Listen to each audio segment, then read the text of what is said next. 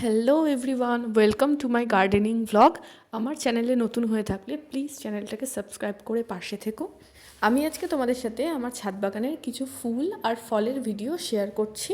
পুরো ভিডিওটা অবশ্যই দেখো, কেমন লাগলো কমেন্ট করে জানিও।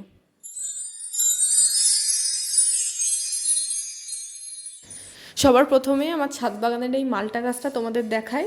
এটা হলো 12 মাসি ভিয়েতনাম মালটা, বছরে দুবার করে ফল হয়। ফলগুলো মোটামুটি ভালোই খেতে।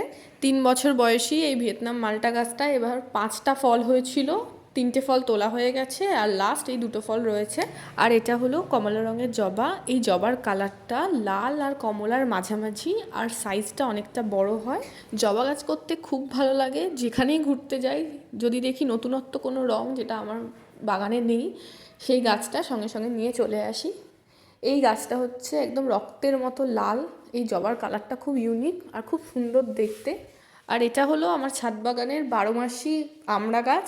এটাকে থাই অল টাইম আমরাও বলে। এই গাছটা ছোট্ট টবে রয়েছে, 12 মাস আমড়া হয়।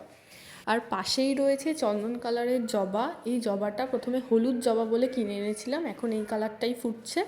আজকে এই 3টে কালারের জবা ফুটেছে, 3টে কালারই খুব সুন্দর। ছবিটা দেখেই তোমরা বুঝতে পারছো কমলা রঙের এই জবাটা অন্যান্য দুটো জবার থেকে অনেকটাই সাইজে বড়।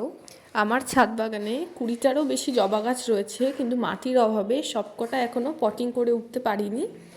আজকের জবা ফুলগুলোর কিছু ভিডিও ক্লিপ তোমাদের সাথে শেয়ার করে দিলাম, চলো দেখে নাও।